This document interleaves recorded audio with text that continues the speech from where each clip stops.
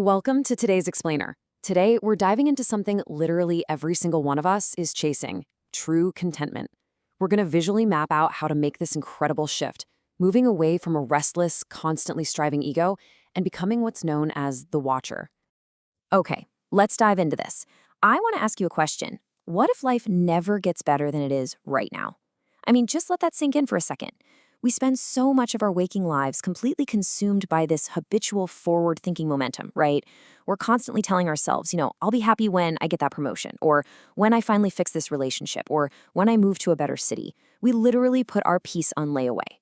But what if this is the peak? Would you find contentment right now? It's kind of jarring, I know, but asking this philosophical question purposefully halts that endless striving right in its tracks. So consider these two ideas for a second: having absolutely nothing and achieving absolutely everything. In terms of your baseline happiness, they actually measure up exactly the same. It honestly feels like a visual joke, doesn't it? Like, no way, how could they possibly be the same? But the reality behind this is fascinating. See, as we evolve and start correcting the mistakes in our lives, cleaning up our world, getting everything we supposedly want, we actually become significantly more sensitive to the bad stuff. Because you're so much more in tune, even a tiny sliver of what you don't want produces this massive, oversized reaction. The external stimulus changes, sure, but your baseline of happiness, it stays exactly the same.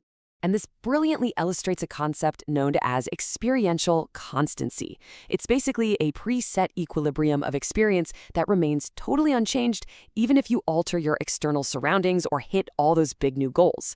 Think about it. Changing your surroundings isn't going to make you magically happy, because the more you change them, the more hypersensitive you get to any new imperfections. If changing the outside world can't alter your internal end state, well then finding true contentment in the present moment, exactly as you are right now, has to be the absolute highest goal. As they say, wherever you go, there you are. Section 1. The Ego's Trap and the Illusion of the Separate Self. Now, what's really interesting about this is, logically, if our happiness baseline never actually shifts despite all our external achievements, we really have to ask ourselves, why do we keep constantly chasing new goals anyway? Why run on this exhausting treadmill if it fundamentally doesn't get us anywhere new?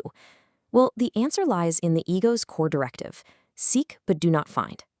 The ego's entire existence actually relies on creating these artificial boundaries between us and them, between what we currently have and what we supposedly lack. To maintain this illusion of a separate, special self, the ego absolutely needs a world of scarcity, where things are valuable purely because we don't have them yet. It forces us to search endlessly, literally moving the goalposts the very second we reach them, just so the illusion of our separation doesn't completely fall apart. Notice the contrasts between these two concepts. On one side, we have the wave, which perfectly represents the ego, separation, and scarcity. And on the other side, the ocean, representing the watcher, connection, and eternity. Now, the wave is absolutely not separate from the ocean, unless we invent a label for it. It's like a giant puzzle.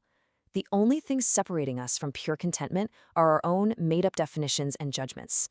We point at one piece of water, call it a wave, and suddenly, boom, there are two distinct things. But that's just not reality. We cherish this separate, special self because we mistakenly think it's who we are. And the idea of losing it, it feels like total annihilation. So, the crucial point is, how do I get out? If the ego's game is totally rigged so that we always seek but never ever find, how do we actually escape this trap? We really need a hard transition here, moving straight from the problem of the ego into the actual solution. Section 2. Meet the Watcher. Expanding your awareness. Okay, getting out of the trap requires us to expand our awareness way past that tiny mind we call our personality. If you can observe yourself doing painful things or obsessively chasing those moving goalposts, well, it logically presupposes there is something outside of that small self doing the observing, right? We need to start relating to this much bigger part of ourself. Consider this first profound realization: the watcher cannot be hurt. This bigger self, the pure observer, sitting right outside of your personality, is completely free from the ego's suffering. It is wonderfully, peacefully indifferent to all the frantic gains and losses of daily life. It simply cannot be damaged by the scarcity and separation that the ego so desperately relies on to survive.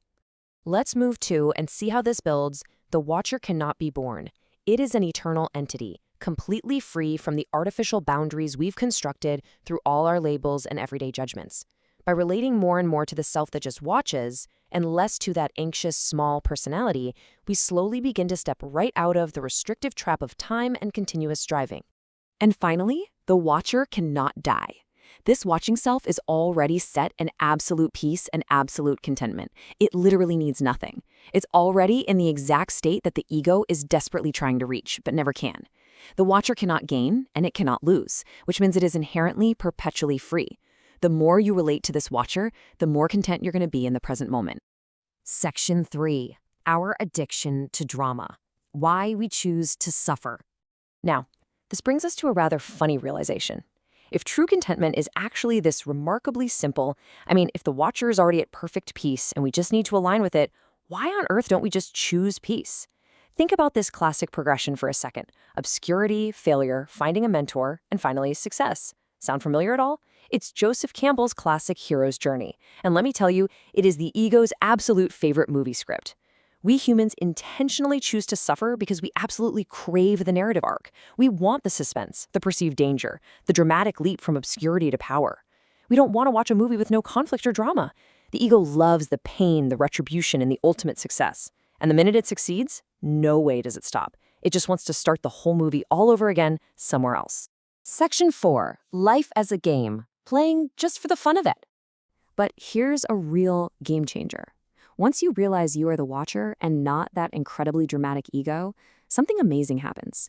You step right into life as a game, playing just for the fun of it. Once you see the ego's little movie script for what it actually is, the constant, desperate striving becomes genuinely comical. You realize the promise the ego gave you that this next goal is definitely the one that will make you happy was just a lie. And suddenly, life transforms from this serious, heavy battlefield into a completely open playground. So here are the practical rules for playing this new game. First, release the impulse for new goals. Just watch the impulse come up and recognize it won't magically complete you. Second, remove attachment to the result. It is perfectly fine to pursue goals. The body needs something to do, but do not tie your inner happiness to the outcome. Third, understand the strategy and the intricacies of the game just for the pure joy of learning. And finally, hope the other person wins. Since you already know no achievement will ever bring you ultimate contentment, you can actually find profound joy in letting others win, just so they get to experience that momentary happiness. It's wonderfully freeing. Consider the number 0 for a second, because that is exactly how many things you must achieve to find true contentment. 0. Nothing. Salvation is honestly nothing more than a shift in intention. So, do you intend to be the seeking ego that is never, ever satisfied? Or do you intend to be completely aware that you are the self that simply watches? That single shift freezes all of your wants instantly. It transforms you into an eternal observer with absolutely no boundaries, no lacks, and exactly 0 things that have to be achieved. So, I'm going to leave you with this provocative thought as we wrap up today's explainer.